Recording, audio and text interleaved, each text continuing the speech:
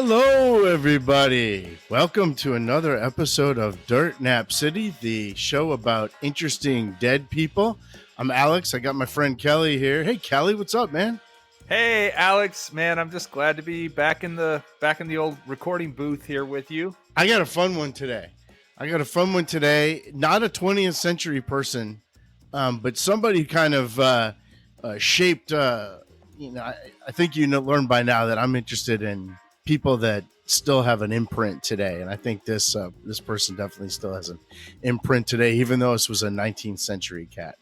Okay, wow. So somebody that you still hear about in today's world, but from the 19th century. Yeah, I think at one person he was the most famous person, or definitely the most famous American, and pretty much lived his entire life in the 19th century. Born in 1810, died in 1891. I like the ones that are born in a year ending with zero, because then we can always figure out how old they are as we progress. But born in 1810, died in 1891 in Connecticut. Is one of Connecticut's most famous residents, specifically Bridgeport, Connecticut. It's not Henry Ford, is it? No. And he was actually a member of the Connecticut House of Representatives, although he's not known as a politician, but he was in the state house. He was beaten by his cousin. His cousin was named Seven Mule. Seven Mule. That's quite a name. He was the most famous American in the world, like I said, and at the end of the 19th century, there were more copies of his book published than any book other than the New Testament. Wow. Okay. He's also not known as an author. So Benjamin Franklin would have been a lot sooner than that, like earlier than that. Right. I'll give you more clues.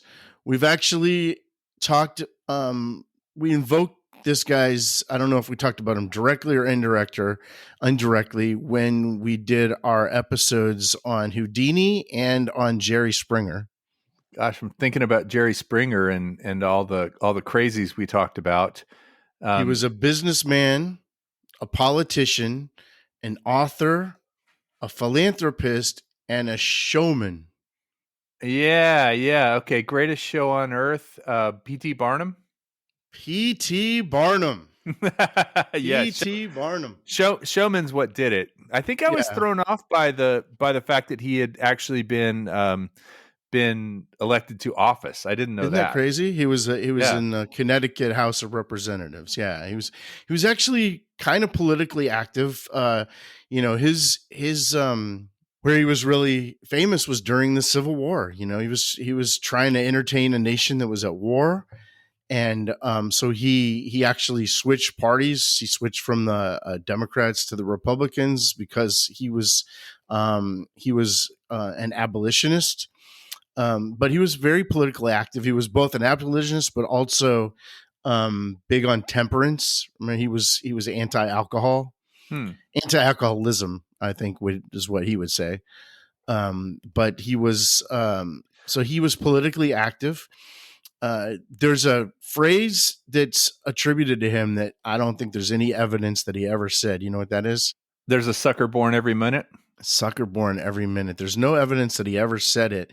He did say a couple of cool things, though, that he said every crowd has a silver lining. I think that's pretty funny. Every crowd. Okay. Yeah.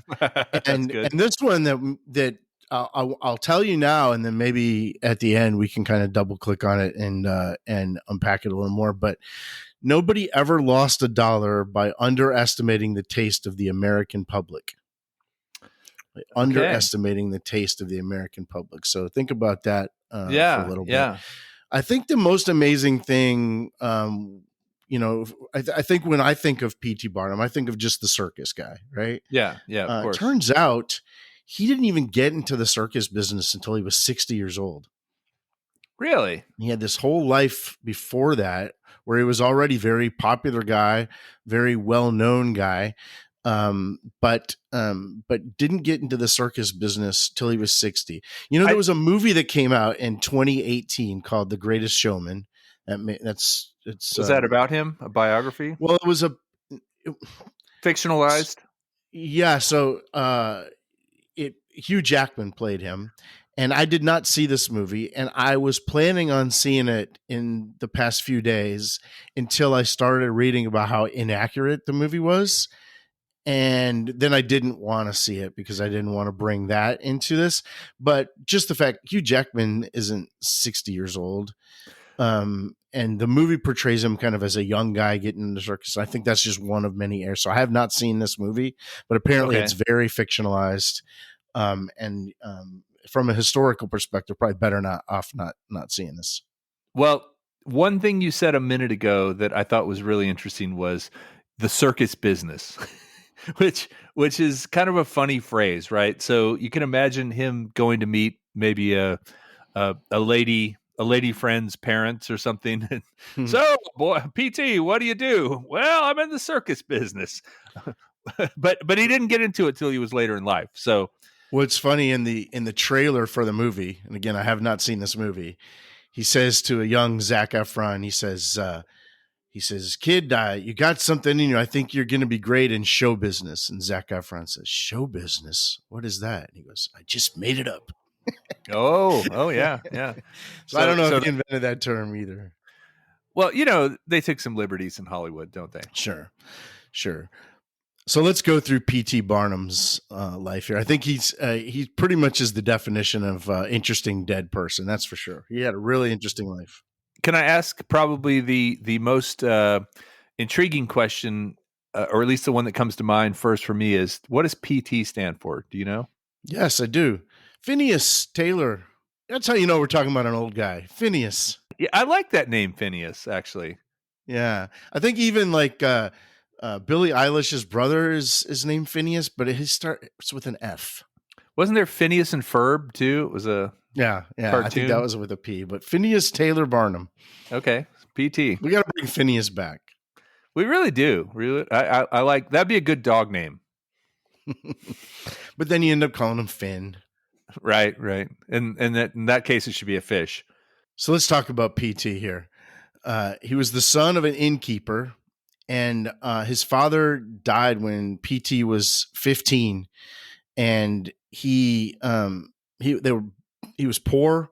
He had to borrow a pair of shoes to wear at his dad's funeral, and then all of a sudden he was stuck having to take care of 4 kids under 7 years old. So had to grow up pretty quickly and figure out how to make money and provide for the family. So he ran a lot of different businesses, just like his grandfather had done.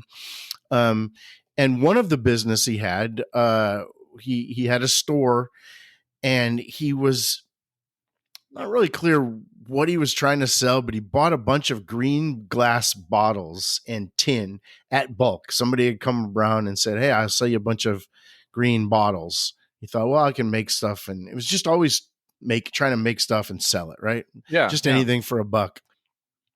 Well, then he was stuck with all these glass bottles. So then he decided he was going to make a lottery out of it. And he had to for his customers, he had a lottery. This was in the 1830s, right? 1820s, and he had a lottery where the top prize was $25 store credit. Okay. Shades of today, right?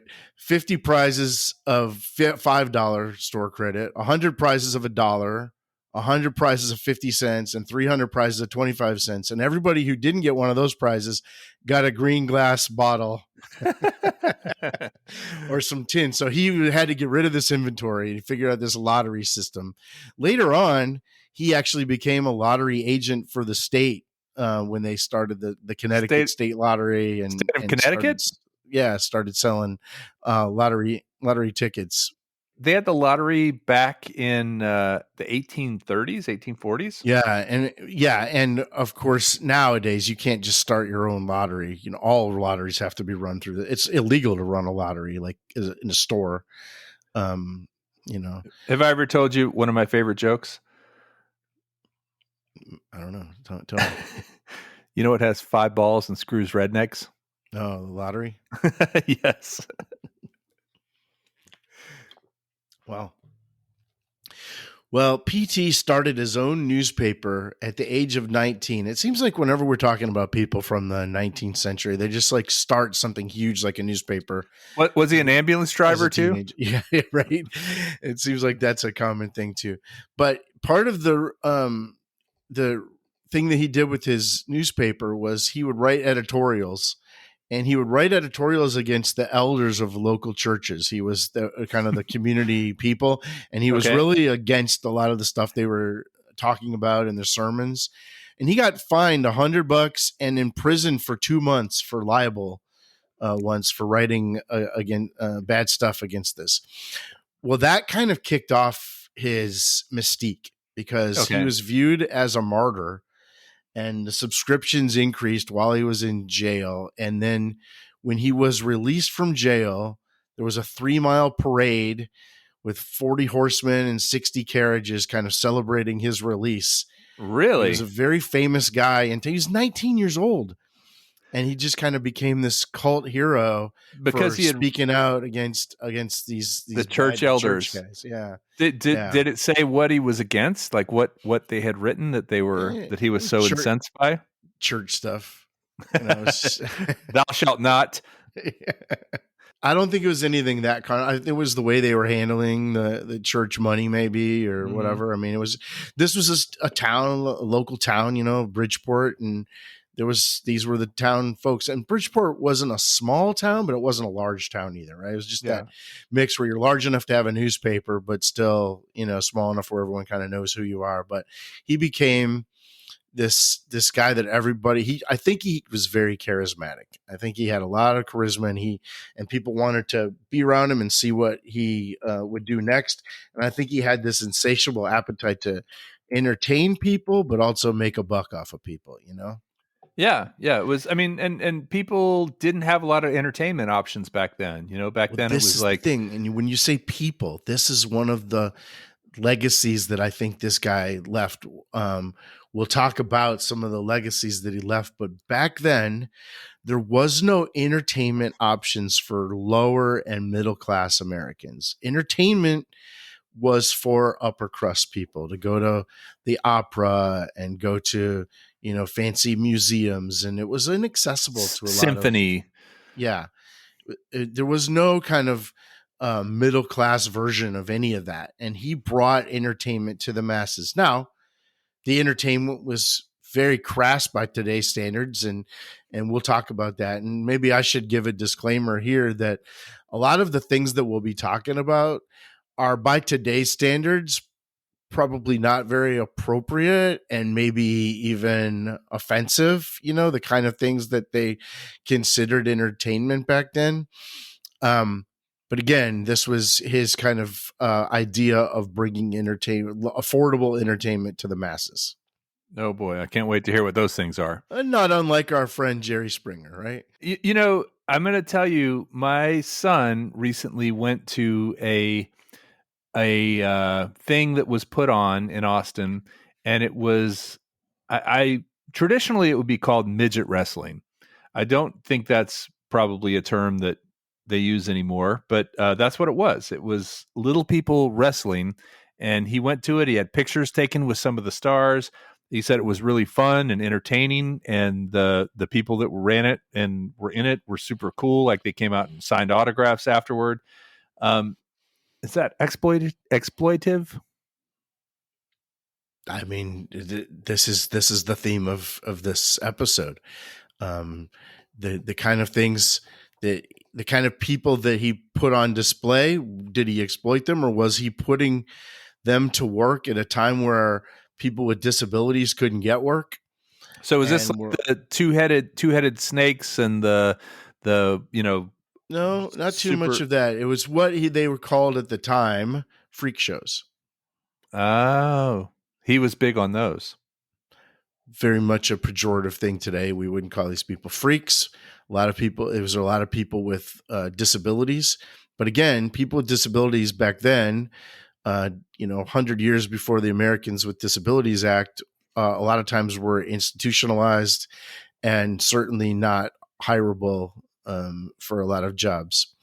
Wow. One of the other complicated things about P.T. Barnum, I mentioned that he was an abolitionist, but earlier in his life, in fact, in 1835, so he's 25 years old, he bought a slave named Joyce Heth. Now, slavery was not, he lived in New York by then. Slavery was not legal in New York, but he found a loophole. Joyce Heth was a black woman who was old, and she was being put on. There was a person that was putting her on display in New York as the 161-year-old former nurse of George Washington. Wow. So she'd look really old. They'd cart her out there. She was blind, almost completely paralyzed, and they'd trot her out, and people would pay money, and they'd say, "This is George Washington's former nurse. She's 161 years old. Come and see the world's oldest person." Now, slavery was illegal, but he found a loophole where he leased her for $1,000 a year. Wow. Supposedly, I guess that was a loophole of slavery. So I think he did exploit her, right? He just trot her out, this blind lady. I'm sure that she didn't get paid very. He made her work 10 to 12-hour days. I'm sure she didn't get paid what very was much. Work? I mean, was it just sitting there? I think he's sitting there and probably talking about George Washington, just telling lies about that. Obviously, she wasn't 161 years old. It turns out she was 80. And you know how we know that? Is because she died a year after she died. Like, he only had her for like a year, had this show for like a year. And we know that she was 80 because when she died, he had an autopsy done, and he charged spectators 50 cents to attend the autopsy so the doctors could determine how old she was. Wow. So this gives you, he's 25 years old. It gives you an idea of how everything is entertainment. Everything's content, as we would say today, right? Do you think he thought she was older than 80? I don't know. Maybe he felt like he cared. Yeah, as long as he made his 50 cents per person. Yeah. Again, the phrase you hear today is everything is content. Yeah, yeah. And I think back then everything was content. Specifically, he was really into things called humbugs. You know what a humbug is? Bah humbug? No. So humbugs were hoaxes. Anything that was a hoax was called a humbug, and they called him the Prince of Humbugs. Wow. Okay. So like Joyce Heth. Like, here's the 161-year-old woman. It's a hoax. She's not 161. He said these were advertisements. He said, as long as people are entertained and they receive some sort of value, that he is not duping the public. He would probably liken it to what magic is. You know, magic's not real, but people come and they get entertained. And so you're not doing anything unethical when they come and if you're telling them this lady's 161, you're attracting them and pleasing them. They're getting value in return. It's an ends justifies the means mentality. Is that what you're talking about here? I think he was in the entertainment business, and the truth to him wasn't what he was after. Now, there were people at the time that were duping people and did have psychic mediums. You know, I think we've talked a little bit about those when we talked about Houdini. Yeah. Houdini was always trying to expose these people, right? And Barnum was also trying to expose them. He hated mediums that would defraud the audience, and he was always trying to expose the mediums because he thought that was true exploitation, saying that you're communicating to a loved one. He thought that was just cruel and not entertaining. And he actually offered $500 to anyone who could prove that they could communicate with the dead, and nobody took him up on that offer. Wow. So he saw a real distinction there between exploitation and entertainment. I want to go back to what you said about magic a minute ago. And I think that the big difference here, and I realize I'm not arguing with you, I'm arguing with his mentality.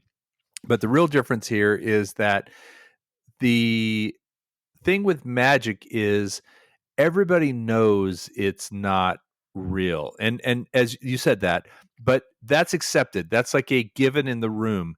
Whereas with this thing, he was truly trying to pass off this 80-year-old woman, basically double her age, and she never met George Washington. That's impossible. Right. And so he was really not accepting that it was an illusion everybody knew about or a game everybody knew about.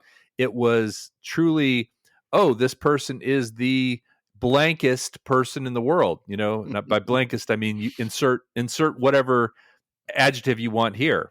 And even if they weren't. And his point would be, as long as they're having a good time, who cares?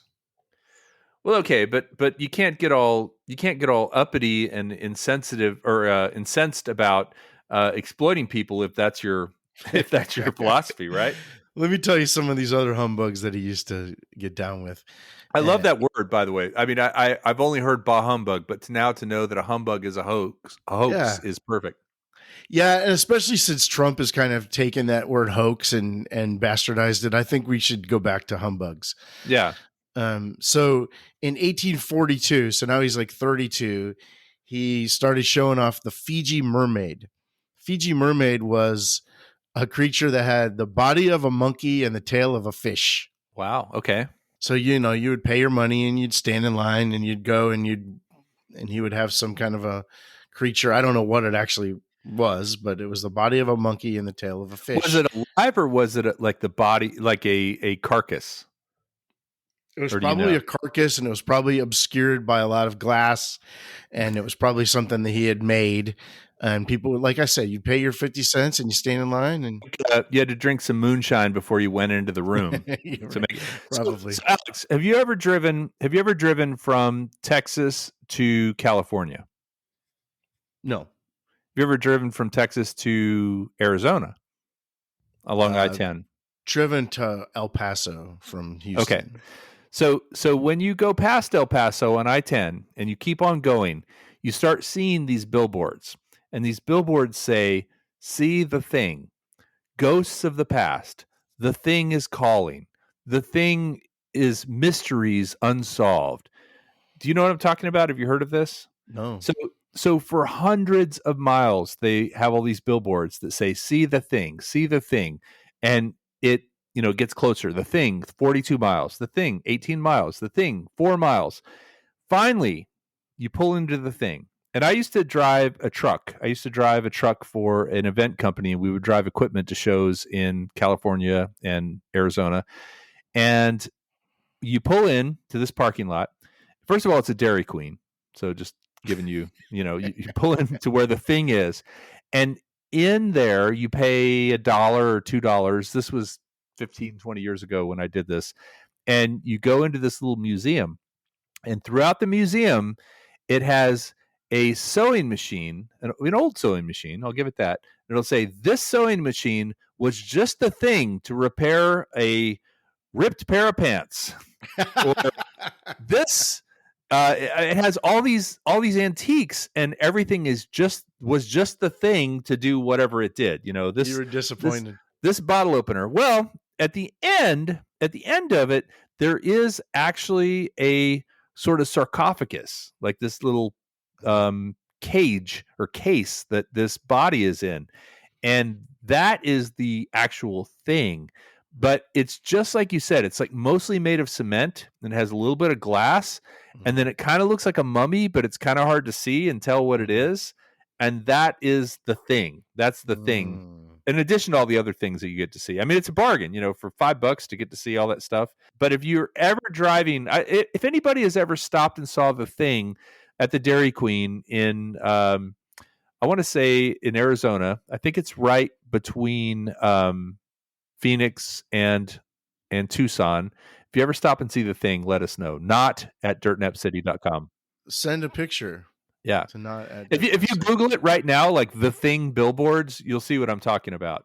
But anyway, a little bit of a tangent, a lot of a tangent, but really kind of along the same lines of the, what did you call it? The monkey mermaid or the Fiji mermaid? Fiji mermaid. Yeah. Same kind of weirdness. So one of his famous humbugs was General Tom Thumb. I'm sure you've heard of General Tom Thumb Oh before yeah, in kind of yeah. folklore. That he owned a grocery store, right? So General Tom Thumb was a 4-year-old dwarf, a little person he would imitate different historical figures like Napoleon and Hercules and Cupid, and he would dress them up in these different outfits. And he would say he was 11 years old when he was really 4, and they toured Europe together, and he would take, and it turns out that this guy Tom Thumb ended up being very famous person. He ended up being very smart, very talented. He could sing, he could dance, he was very well educated. He was 2'5" when he was 18 years old. He ended up being, I think, maxing out at 2'10" by the time he was 21. But this guy, Tom Thumb, made a ton of money. In fact, he even bailed out P.T. Barnum when he fell on hard times. He ended Wow. up making a lot of money, died at the age of 45, and P.T. Barnum made a life-size statue on his grave. Like there's a life-size statue of that's pretty cool. It's Yeah. only 2'10", but it's a life-size statue. Right. And that statue was actually smashed in 1959, but rebuilt. You could still go in Bridgeport and see this Wow. grave. But 20,000 people attended the funeral of Tom Thumb when he died. He was a very famous person, just like P.T. Barnum. These characters were very famous people of the 19th century in America. They were like the early social media influencers. Yeah, I mean they were big stars. There was no television back then, and radio was an auditory medium. But these were people that you'd seen pictures of, and they would probably come to your town. They would tour around, and even if you were in Europe, they'd tour Europe. Coming Saturday, Tom Thumb and his Witness General Tom Wonders. Thumb, right? General Tom Thumb. General Tom Thumb. Okay. So in 1841, so he's now 31 years old. He bought this museum called Scudder's American Museum, and he renamed it Barnum's American Museum. And he wanted this to be an affordable place for 25 cents that anybody could come and see all kinds of cool stuff. And like I said, museums at the time were kind of for the upper crust people. So he would have hot air balloons, and hot air balloons were huge in the 19th century. Oh, yeah. He would launch hot air balloons daily from the roof. They would have a really good view of New York City. There was a lighthouse lamp on the top of this building. It was a real attraction to go to. He had stuffed animals, not toys, but like real, taxidermy animals that you could go and see. And then he'd have live act and what he'd call curiosities or freak shows. So he would have albinos, he would have giants, little people, magicians, Wow. exotic women. I think that just means women from other countries. He would have models, full scale models of different cities around the world. The first aquarium in the U.S. was in this museum. Outside of New York or in New York? It was in New York City. Yeah. Wow. Okay. Barnum's American Museum. And the Siamese twins are what we know now as conjoined twins, but that was big back then. The Siamese twins, Chang and Eng, they came out of retirement for 6 weeks to join this museum. Wow. Zip the Pinhead, which was a African American guy with like an encephalitis, and Anna Swan, who was a 7'11" woman. Wow, I've heard of Zippy the Pinhead, but I didn't know that was a real person. Well, Zip, his name was Zip the Pinhead. Oh, wow. Okay. Yeah. Commodore Nutt. Now, Commodore Nutt was similar to Tom Thumb. He was another little person, and he wore naval uniforms, and then he went around in a carriage that was shaped like a walnut, pulled by Shetland ponies. This was a show, man. I mean, this was a thing that people wanted to see. And actually, Commodore Nutt was actually in a love triangle with Tom Thumb and his girl. That there was this other little person, and she was she had met Nutt, Commodore Nutt, and she gave him or I think P.T. Barnum gave her a ring. He said, "Hey, give this ring to Commodore Nutt." Everything was for a show, you know. And she gave it to him, and he thought it was for love, and she meant it was just for friendship. And it broke his heart. Well, then he, since Tom Thumb was so famous, Barnum had these two get married, and it was a big event, and people paid money to come see Yeah, this. I was going to say he charged 50 cents to attend the wedding. Well, it was horrible for Commodore Nutt. Couldn't stand this, and he was dragged into this. He actually got in a fist fight and beat the crap out of Tom Thumb for kind of taking his woman. But that's where they started this wrestling thing. I don't know if that's true or not, but this wedding was really important to P.T. Barnum, that they have this wedding to distract Americans from their troubles of this. It was the heart of the Civil War was going on. And he thought, if we just have this wedding and make people forget about this, was entertainment. Right. So he had this huge wedding, and he fixed these two up, and they got married. Of course, this broke Commodore Nutt's heart. He had to be the best man. So there's a photograph of him standing there, kind of watching this whole thing. It was awful. Wow. I feel bad for Commodore Nutt. And because Barnum was such kind of a notable guy, but also a union guy, right? I mean, very much a Lincoln supporter. He switched parties so he could be a Lincoln supporter. Confederate soldiers burned down this museum in 1864, kind of during the Civil War. They burned down the American Museum. Well, wait a minute. Going back to this wedding, wasn't Tom Thumb, like you said, 4 years old or something? No, that was when they first met up. So he was old enough to get married at this point. That was in the 1840s when he met up with Tom Thumb. So he was like 20. So he and Tom Thumb and all these people had long-term relationships, like they worked together for years. Like they worked together, but occasionally they would get fixed up by Barnum. So like that Anna Swan, she was 7'11". She got fixed up with Martin Van Buren Bates, who was 7'9", and they had a wedding. You know, I mean, they ended up loving each other, but this was the crew that hung out. This is the crew that would travel. Well, they weren't traveling at this point. They were part of the museum. The museum, before it got burned down. Yeah, before it got burned down. So that burned down in 1864. 1870, he bought a circus, or he established a circus. I think he had bought some kind of circus that was existing, and he established a circus that he called P.T. Barnum's Grand Traveling Museum, Menagerie, Caravan, and Hippodrome in Wisconsin. And the idea was to bring this American museum idea to the masses on the road, actually travel by train. And it was the first circus to ever travel by train. He also would call it the Traveling World's Fair, Great Roman Hippodrome, and the greatest show on earth. Wow. Okay. And the circus, by 1881, they merged with another circus, James Bailey Circus, and they called it Barnum and Bailey's. Okay. So Barnum was a pioneer. Bailey was a pioneer. They got together, and Barnum and Bailey became a thing.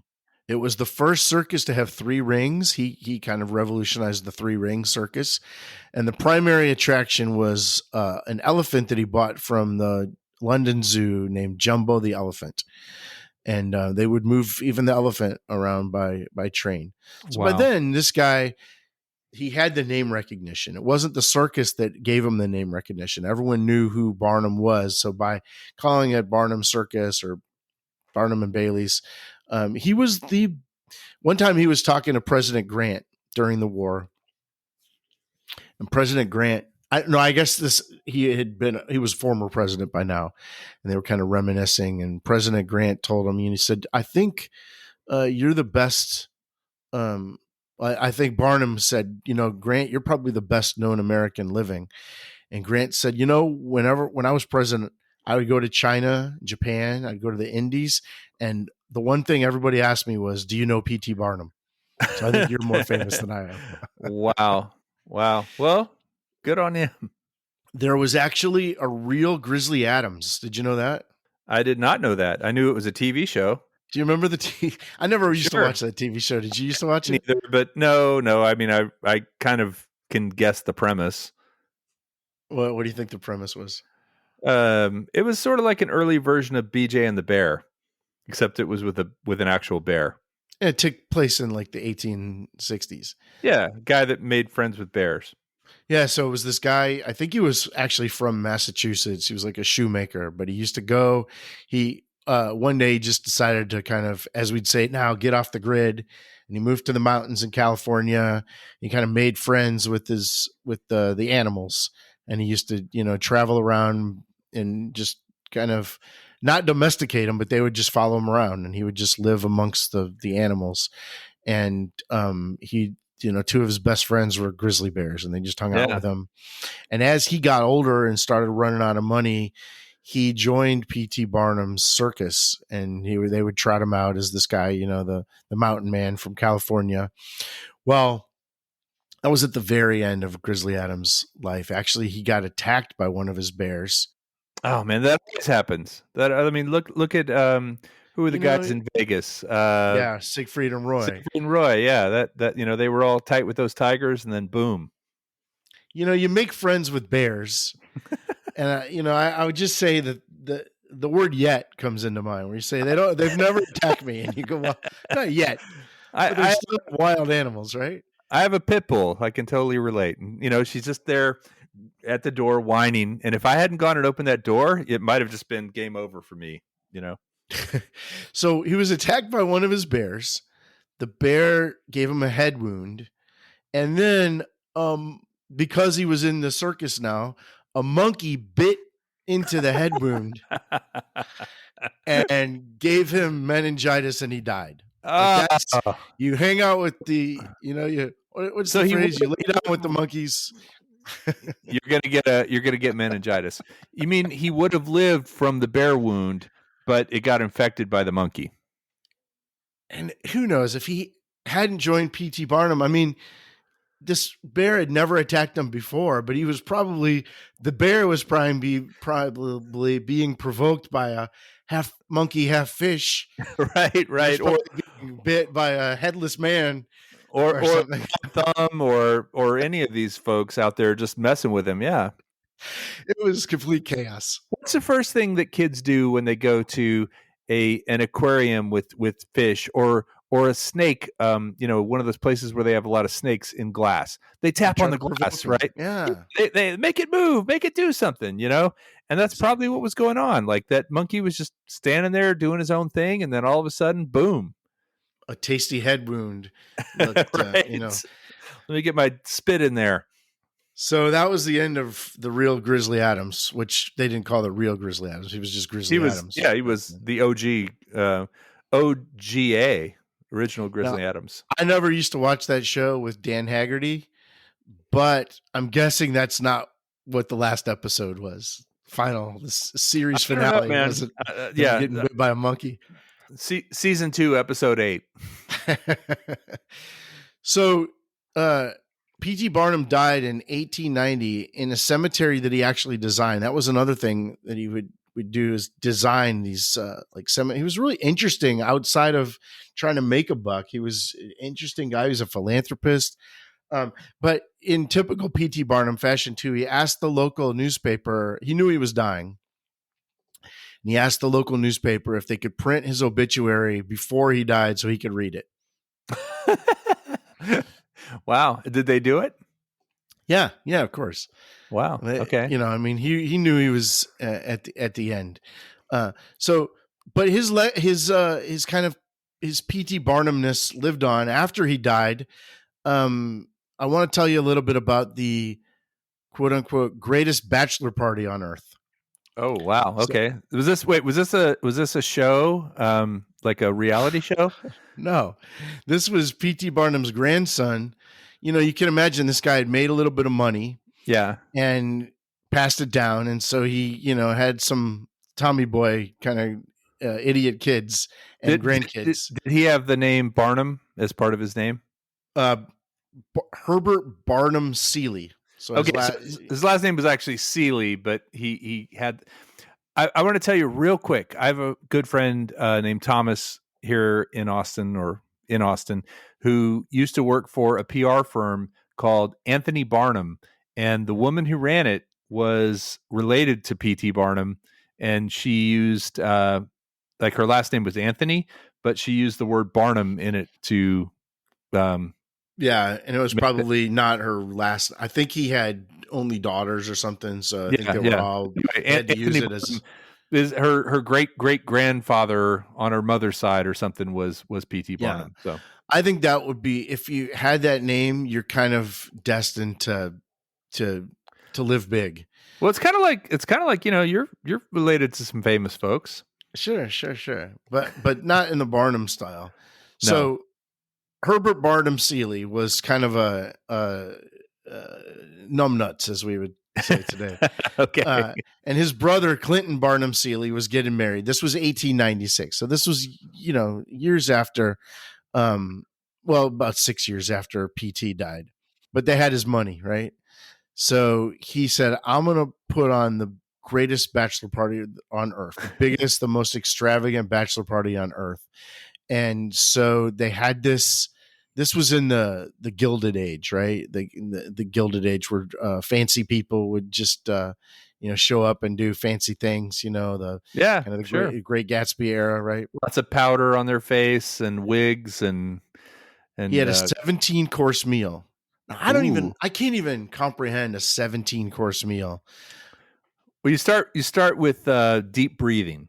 That's course one. We're gonna suck in some oxygen, and then number two is gonna be soap fumes. You wash your hands and you smell the soap fumes. Their second course.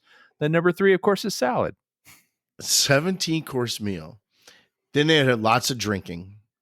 Okay, Remember, P.T. Barnum was a temperance more guy, right? So abstinence. Yeah, sure he wouldn't have been cool with this. Scantily clad women handed out gifts for every guest, and the guests were like gangsters, but the offspring of gangsters, right? The yeah, offspring of yeah. robber barons and The all the, the num- fancy the numb people. nuts of fancy people. There was a famous belly dancer at the time named Little Egypt. She invented the hoochie coochie dance. I don't know if you know. That's a real thing, huh? It's a future Dirt Nap City episode all to itself on Little Egypt, probably. But Little Egypt, she used to do the hoochie coochie dance and go around the country and do the hoochie coochie dance. And they paid her to do it naked for the party. And she had never done that before. So I learned a song years ago at camp, and I never knew it was a real thing, but it's very short. It's have you ever seen a fishy on a hot summer's day? Have you ever seen a fishy out of swimming in the bay with his hands in his pockets and his pockets in his pants? Have you ever seen a fishy do the hoochie coochie dance? You never did. You never will. Yeah, there you go. That's I the only time you've didn't. heard about the hoochie coochie? Only place I've ever heard of the hoochie coochie dance. Really? They mention it in quite a bit of music, hoochie coochie. Well, yeah, I've heard the term rock and roll hoochie coo, right? That's Yeah, kind of a but sure. what is the hoochie coochie dance? Like, how does it go? I think I can't tell you with polite society. Is it like I a don't dirty know. Sanchez or I don't think it actually is dirty, but she was going to do it Cleveland naked. steamer? Okay, I all don't right. know. She was going to do it. She was a belly dancer, and that was her All right. thing, the hoochie That's coochie not dance. that's not dirty though. The In belly dancing is an art form. 1896, a naked hoochie coochie dance was not Pretty was risque. not. Yeah, in fact, Teddy Roosevelt was the governor of New York, and the NYPD. Teddy Roosevelt got wind of the party, told the NYPD, and they shut it down at 1:30 in the morning. And Herbert Barnum Seeley got charged with indecency, and his wife divorced him over this. Wow. Okay. Well, So probably dessert. Wait, why was he throwing a bachelor party if he was this for a friend? for his brother, Clinton Barnum Seeley. Gotcha. Okay. So now Clinton gets married, but Herbert. Herbert gets divorced. Okay. Yeah. His wife. That's a hell of a with that. bachelor party, I'll say. I mean, I think it was a big scandal at the time. So let's go through his legacy. I mentioned that before P.T. Barnum, entertainment was only for the upper class, and he brought affordable entertainment to the masses, right? With the museums and the circuses and dollar 25 movies. cents, and you could come by and you could see these. Now, the entertainment was a little crass, a little what we call lowbrow today, right? But similar to Jerry Springer, he was just Dirt Nap City. Wow, is that what you think we're doing here? Also, by today's standards, I think his treatment of people of color and disabled people is probably pretty abhorrent if we judged him by today's standards. But like I said, maybe he provided opportunities for people who couldn't get a job elsewhere in society and gave them more money than they could ever dream of in an environment where there was I mean, I don't know. If you're a 7'11" woman back then, I don't know what options you really have. And The WNBA didn't exist yet. right. Tom Thumb ended up being a millionaire because of this guy. Interesting that this is sort of an ongoing thing. It's even if you underpay a young employee, are you doing kind of the same thing? Like, okay, you're giving them a start, you're giving them a salary, but are they making what they're worth? Yeah, and I think the idea of knowing your value is even maybe not even a 20th century thing, but more of a 21st century thing of encouraging people to understand their value and go and fight for.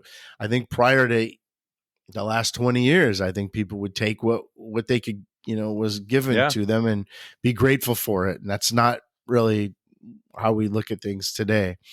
The other legacy that I think that we should maybe think about is the public relations, just the how he was a pioneer of public Marketing, relations. Oh my gosh. I mean, PR. he used an elephant to plow his front yard. So then the news people would come out and they'd be like, "What's going on?" And he'd say, "Well, we got a circus." Every time the circus would come to town, he'd come, they'd come in by the train, and every morning of the circus, they'd have a parade in that town for free that you could just Yeah. come and watch the elephants and all the performers walk by. And of course, you're thinking, "Oh, I got to go to this. I mean, Yeah, this yeah. is the biggest thing going on in town." It's like the drug dealer that gives you one Right. little bit to try, and then the first one's free, and then after that you got to pay. The other thing that he did that I think is that you see a lot of today is that he would go to reporters and tell them news about his performers. He would have like these social lives and these, like I said, with Tom Thumb, and he would give as if their personal lives were stories, were newsworthy. Leak stories, leak facts about them. Like, Yeah, hey, he would did you just hear that? Did you hear that Bertha was getting yeah, it on and with a bear? did you hear that the Commodore Nut and Tom Thumb got into a fist fight, and that would make them interesting, what we call today celebrities. The idea of celebrity probably didn't really exist too much back then. Right, The only people that were really famous at that time were, politicians politicians. probably. Yeah, But back then, these were people that were kind of, and because they were so odd, you were interested in like I said, Tom Thumb, 20,000 people came to his funeral. He was a very famous person. So he would use public relations to kind of drum up, from a marketing perspective, drum up information about these people. wow. When I started, I said that my favorite quote that he had was, "Nobody ever lost a dollar by underestimating the taste of the American public." What do you think that means? What do you think about underestimating the taste now that you know about what he considered entertainment? Lowest common denominator, right? He said you if you continue to underestimate, meaning to go lower and lower and think less of and less of the American public's appetite for crass entertainment, you'll make more and more money. That's what I get from it. So do you think that's a condescending attitude about the American public? Do you think he thought that they were just kind of lowbrow and crass, or do you think that he thought there was something charming about that like No, I mean, it sounds like he looked down on the people that came to his shows, right? It looks like you think so? it sounds like he thought, whether or not that "sucker born every minute" is actually a quote from him, that plays into this, as you say, brand. It plays into his brand of I'm going to exploit people. People are generally pretty stupid, and all you have to do is be smarter than them to get money from them. What do you think Jerry Springer would say about that? Because it didn't seem like when you played those clips about Jerry Springer, it didn't seem like he thought that way about his audience. He might have thought, and not the guests, but the audience. I think that Jerry Springer more fell into the role that he ended up in than built it.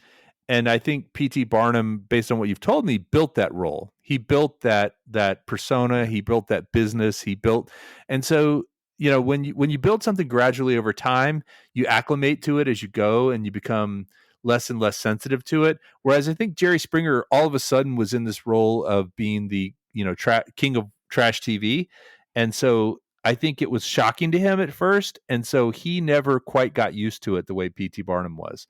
So I guess, do I think Jerry Springer thought people were generally kind of stupid and could be taken advantage of to make money? I think he probably knew that in his heart. I don't think he would ever come out and say it. I think P.T. Barnum would just say it because he had built up so slowly that he just became a little bit jaded about people. I mean, I don't disagree that I think there's a lot of stupid people in this world, Mm-hmm. Now, we've also on this show, we've talked about three people on the performer side, maybe more than that, but I can think of Andre the Giant, Yeah. Evel Knievel, and Yeah. Houdini that were on the performer side of this American public lowest common denominator thing.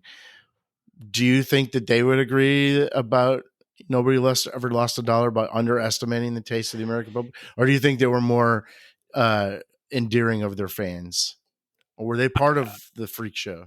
I think that they all took what they did very seriously. I think that Evel Knievel took riding skillfully on a motorcycle and doing these stunts very seriously. I think that Andre the Giant took wrestling, and even though a lot of it was fake, I think he took it very seriously.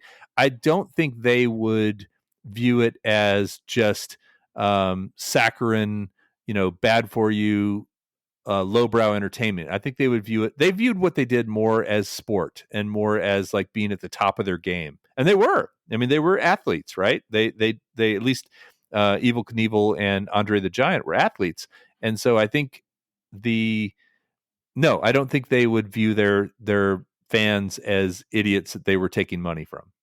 I guess I feel if P.T. Barnum never existed, somebody else would have filled that void right around the same time. It was inevitable that Yeah, somebody was going to come around and make the, entertainment the for the train masses, right? the train made it possible. Big cities made it possible. Sort of people internationalization, people moving from other countries to the United States, immigrants made it possible. There was a lot of things that made that possible, and I think you're right. It's kind of there becomes it's like a weather system. There's a perfect time for a hurricane to develop, and if it doesn't develop today, it's going to develop tomorrow. If it's not Hurricane Alex, it'll be Hurricane Kelly. And so Mm-hmm. it's going to happen. And PT just sort of rode the wave. I mean, Yeah. look at how many stupid YouTube channels there are these days that do stupid things that have millions and millions of subscribers and make a ton of money, and just don't do any good in the world. I mean, I can give you two words that I think define it very well: the Kardashians. Mm-hmm. Yeah, it's interesting because, like I said at the beginning, he's not a 20th century figure, but I think he kind of paved the way for a lot of the stuff that ended up happening in the 20th century. A lot of the defining maybe the tastes of a lot of lower middle class. We don't call it working class in this country, but Blue uh, collar. yeah, blue collar entertainment that it kind of defined that. And it didn't have to be like in other countries. I think there are poor people that enjoy more cultured type of entertainment, Well, but look at the Cirque versus circus, like Cirque du Soleil. Mhm. Um, you know, I thought that circuses were French, maybe. I think it goes back to the Roman days, actually, the hippodrome and all that stuff. Yeah, and I guess throwing people to the lions and fighting against animals and sort of death combat was always a thing. But I also think when it comes to things like acrobatics or people doing amazing, jugglers or making you laugh, there's a lot of things about the circus that are also you could say are not least common denominator, are more a little more intellectually stimulating and morally less sort of difficult to swallow. Yeah. Yeah. Now, just as an aside, the circus, the Ringling Brothers and Barnum and Bailey Circus, sold off to the Feld Entertainment Group, the same group that runs the Harlem Globetrotters and lots of other those kind of things, in the 80s, early 80s, 1980s, and shut down in, I believe it was 2018. Shut their doors. People Oh, so were, it doesn't exist anymore? well, they're about to make a comeback, I Huh. think next year, but people were less and less okay with some of the animal acts that were going Yeah, I was on, and gonna say, I think there's a I lot think of talks about the way they mistreated some of the animals, particularly the elephants. And even though they would put money towards like animal sanctuaries, people didn't like the way they were. In order to train animals to do things, sometimes, just scientifically, in order to make that happen, you need negative reinforcement. Exactly. yeah. So people became less and less okay with that, and they ended up having they got a lot of bad publicity and kind of shut down. But I read recently that they're going to try to make a comeback in 2024, with a different style, maybe. Yeah, what does that look like? I'd be really interested to see, and that was never so I never really was someone that was fascinated by that sort of entertainment, but I have to say the times that I have gone to see a traditional circus or something that involved like trapeze or acrobatics or people on motorcycles doing tricks in a small space, I've always been very fascinated and impressed. Like, you know what I mean? It's like one of those things where it's not something I would seek out, but when I see it, I'm like, wow, that's pretty cool. Even some of the people that did stuff with animals, I thought was really neat the way they became at one and trusted it, and kind of had that relationship and communication. But you also think about what it took to make that animal react that way. It probably wasn't good.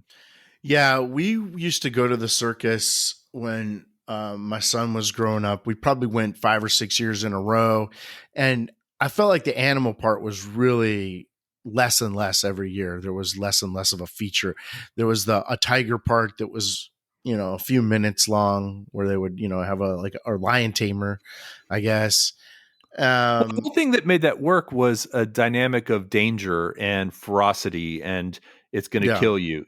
Like this thing could kill you, and it could, of course. And even But the trapeze part was like that for me. Like, I'm afraid of heights, so I do not like the trap. Like, that to me is more exhilarating and yeah, anxiety provoking. And they would have this cage. They would have a motorcycle riding around in yeah, the circles. motorcycles, where they would have like 6 motorcycles going upside down and running in Yeah, circles and yeah. all that. Like, when are they going to That kind of crash? all that death defying stuff is pretty much what they see. And the animals, not so much. They'd have a bunch of elephants, and they'd walk around in a circle holding each other's tails with Yeah, their trunks, but they would never, like, by then they weren't even having them like walk on or go up on 2 two legs legs. or anything like that. No. Well, supposedly elephants are very smart. Right. I mean, Yeah. like, way smarter than people realize. And pigs are supposed to be that way, and dolphins. And there's a lot of animals that have intelligence beyond what we think of as traditional animal. And so, do they have the emotions to match? Do they have the feelings to match? We're not sure, but I think, it's safe to say that we shouldn't treat them poorly. Yeah. Yeah. Yeah. So the circus will live on under some other kind of banner, and they'll still use the name Ringling Brothers and Barnum and Bailey, because that's the brought to you name by recognition. Google. Yeah, exactly. But I think this is one of those guys that we have inadvertently been kind of talking around, for the last 2 seasons, and we will probably continue to talk about him, ghosts of him, in a lot of the different people that we talk about, because I think the kind of people we're fascinated with are the kind that like to entertain and do a little oddity kind of shows. Yeah, no, and definitely someone that I didn't know, very much fits the formula for the show, which is someone you've heard of but don't know much about, and that is the case with me and P.T. Barnum. Definitely an interesting dead person. Well, thanks for listening, Kelly. Yeah. R.I.P. PT. All right, man. Take it easy. All right. Thanks, Alex. Bye. Bye, everybody.